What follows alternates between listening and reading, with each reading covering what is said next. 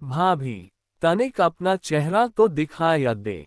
अब वह सोचने लगी, अरे ये बालक तो बड़ी जिद कर रहा है, इसलिए कस के घूंघट पकड़कर बैठ गई कि कहीं घूंघट उठकर देखन ले। लेकिन उस बालक ने जबरदस्ती घूंघट उठकर चेहरा देखा और भाग गया। कहानी शुरू करने से पहले हमारे चैनल कहानियाँ 7.4 को प्लीज सब्सक्राइब एंड लाइक अवश्य करें ताकि हमें मोटिवेशन मिलता रहे, ताकि आप लोगों के लिए नया नया कहानी लाता रहूं। आइए कहानी शुरू करते हैं। एक लड़की थी जो कृष्ण जी की अनन्य भक्त थी। बचपन से ही कृष्ण भगवान का भजन करती थी। भक्ति करते करते बड़ी हो गई। भगवान की कृपा से उसका विवाह भी श्री धाम वृंदावन में किसी अच्छे घर में हो गया। विवाह होकर पहली बार वृंदावन गई, पर नई दुल्हन होने से कहीं जा न सकी और मायके चली गई। और वह दिन भी आया जब उसका पति उसे लेने उसके मायके आया। अपने पति के साथ फिर वृंदावन पहुंच गई। पहुंचते पहुंचते उसे शाम हो गई। पति वृंदावन में यमुना किनारे रुककर कहने लगा, देखो, शाम का समय है, मैं यमुना जी में स्नान करके अभी आता हूँ।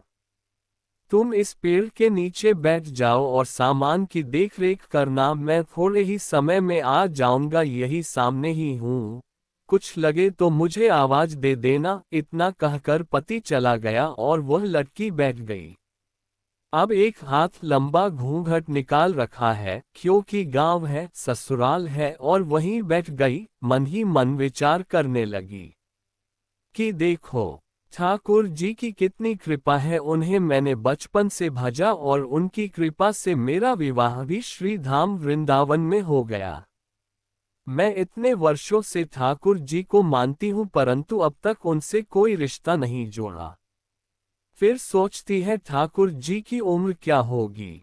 लगभग 16 वर्ष के होंगे। मेरे पति 20 वर्ष के हैं, उनसे थोड़े से छोटे हैं, इसलिए मेरे पति के छोटे भाई की तरह हुए और मेरे देवर की तरह। तो आज से ठाकुर जी मेरे देवर हुए। अब तो ठाकुर जी से नया संबंध जोड़कर बड़ी प्रसन्न हुई और मन ही मन ठाकुर जी से कहने लगी, देखो ठाकुर जी, आज से मैं तुम्हारी भाभी और तुम मेरे देवर हो गए। अब वो समय आएगा जब तुम मुझे भाभी भाभी कहकर पुकारोगे। इतना सोच ही रही थी, तभी एक 10-15 वर्ष का बालक आया और उस लड़की से बोला, भाभी भाभी। लड़की अचानक अपने भाव से बाहर आए और सोचने लगी, वृंदावन में तो मैं नहीं हूँ, ये भाभी कहकर कौन बुला रहा है। नहीं थी, इसलिए घूंघट उठकर नहीं देखा कि गांव के किसी बड़े बूढ़े ने देख लिया तो बड़ी बदनामी होगी। अब वह बालक बार बार कहता पर वह उत्तर न देती। बालक पास आया और बोला, भाभी, तनिक अपना चेहरा तो दिखाया दे। अब वह सोचने लगी, अरे ये बालक तो बड़ी जिद कर रहा है, इसलिए कस के घूंघट पकड़कर बैठ गई कि कहीं घूंघट उठकर देखन ले। लेकिन उस बालक ने जबरदस्ती घूंघट उठकर चेहरा देखा और भाग गया। थोड़ी देर में उसका पति आ गया। उसने सारी बात अपने पति से कही। पति ने कहा, तुमने मुझे आवाज क्यों नहीं दी? लड़की बोली, वह तो इतने में भाग ही गया था। पति बोला, चिंता मत करो, वृंदावन बहुत बड़ा थोड़े ही है। कभी किसी गली में खेलता मिल गया तो हड्डी पसली एक कर दूंगा, फिर कभी ऐसा नहीं कर सकेगा। तुम्हें जहां भी दिखे मुझे जरूर बताना। फिर दोनों घर गए। कुछ दिन बाद उसकी सास ने अपने बेटे से कहा, बेटा देख, तेरा विवाह हो गया, बहू मायके से भी आ गई, पर तुम दोनों अभी तक बांके बिहारी जी के दर्शन के लिए नहीं गए। कल जाकर बहू को दर्शन कराकर लाना। अब अगले दिन दोनों पति पत्नी ठाकुर जी के दर्शन के लिए मंदिर जाते हैं। मंदिर में बहुत भीड़ थी।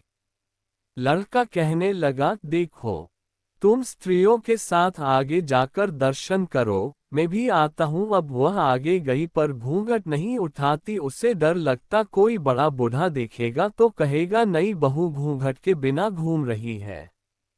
बहुत देर हो गई। पीछे से पति ने आकर कहा, अरे बाबली, बिहारी जी सामने है, घूंघट काहे नाय खोले, घूंघट नाय खोलेगी तो दर्शन कैसे करेगी।